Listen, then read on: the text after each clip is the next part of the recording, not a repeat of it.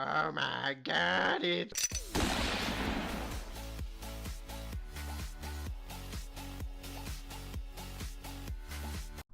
What's up, people of the internet? My name is Hondro, and today we got some really interesting news.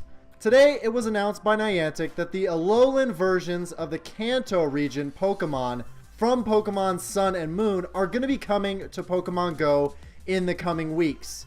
Now, I was doing some research earlier, and I kind of wanted to break down what that means, where we're most likely going to see these things spawning, and what you can expect as far as maybe some new evolution items or how we're going to be able to evolve these Pokemon into their Alolan counterparts.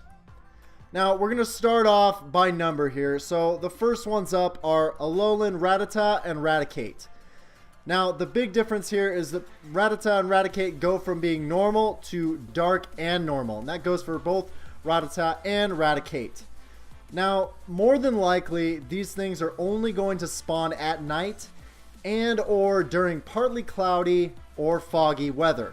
And I highly doubt there's going to be any special items or candy to evolve Alolan Rattata into Alolan Raticate.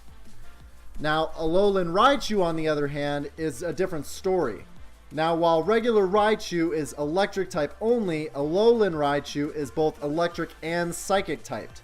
And it's most likely only going to spawn during rain or windy weather. Now, it's possible that Pikachus that already have Surf will be able to evolve into the Alolan form. Otherwise, more than likely, there's going to be some sort of new special evolution item added. Now let's look at a much different Pokemon. We've got normal Sandshrew compared to Alolan Sandshrew. So both Sandshrew and Sandslash in the regular games are just ground typed, but the Alolan version are both ice and steel.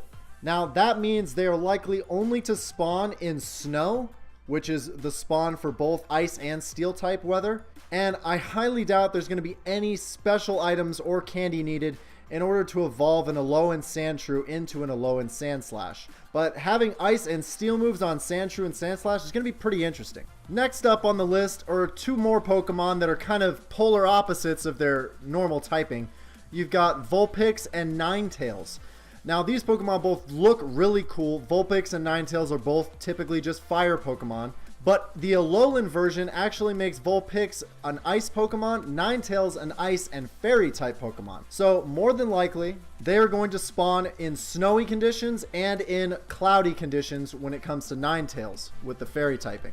And since there's no need for a stone to evolve Vulpix to Ninetales in Pokemon Go as it stands now, it's highly unlikely that they'll require any sort of special evolution item to get an Alolan version Vulpix up to Alolan Ninetales. Next up, we have Diglett and Dugtrio.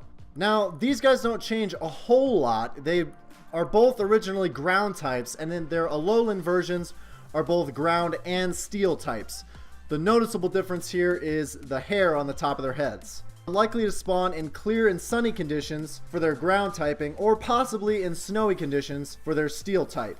And I highly doubt there's going to be any special items or candy needed to evolve an Alolan Diglett to an Alolan Dugtrio. Our next pair of Pokemon on the list are Meowth and Persian. Now, normally Meowth and Persian are both simply normal type Pokemon, but their Alolan versions are both dark types. Now, my predictions on Meowth and Persian is that they're likely only to spawn at night or during foggy weather. And it's possible that Alolan Meowth will need to be walked a certain amount of buddy distance before being able to evolve into Alolan Persian. The similar mechanic to how Phoebus works now, or the hidden evolution tricks for Eevees. Next in line, we have Geodude, Graveler, and Golem. Now, these guys take a pretty interesting turn. They go from your typical rock ground type to a rock electric typing. This is pretty unique. It's funny because their Alolan versions have a few fewer digits, and they've got all this magnetic steel built up on their bodies to make for interesting facial hair and other features. Now, the Alolan versions are likely to spawn in partly cloudy conditions for rock type weather boosting, or in rain for their electric typing. And I highly doubt there's going to be any special items or candy needed to evolve Alolan Geodude all the way up to Golem. Now we've come to Grimer and Muck, which I think are two of the coolest looking alternate versions that we have here.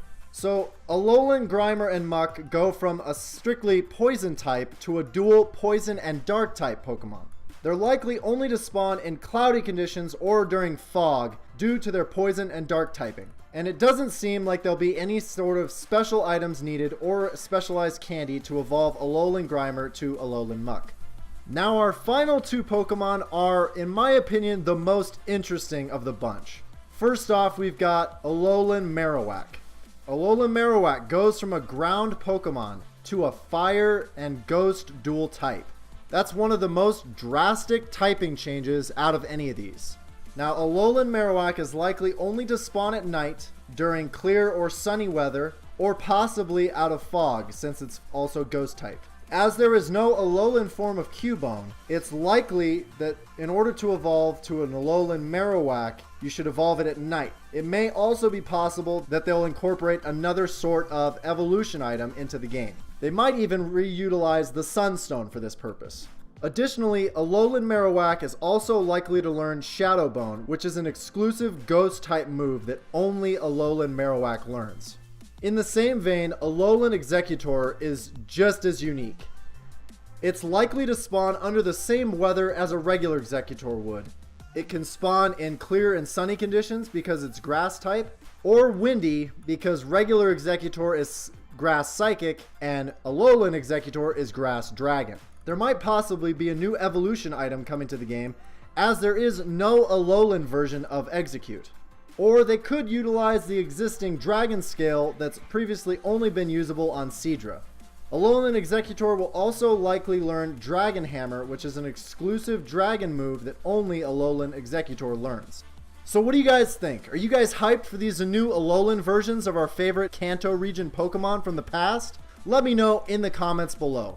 Additionally, if you guys like this video, please feel free to leave it a like. It really helps me out, helps get my channel exposure. And if you guys enjoy my videos, consider subscribing. I upload each and every day, so hit that bell icon so that you can be notified as soon as my videos go live. Big shout out to Davin, my #1 Patreon supporter. If you guys are interested in supporting me on Patreon, because I do not make any money on YouTube still, you can follow that link in the description to help support me. I just want to thank you guys so much for watching. Like I said, stay tuned to my YouTube channel for daily Pokemon Go content. And until tomorrow, I'm Loco Hondro, and I'll see you guys later. Peace, Poke Trainers!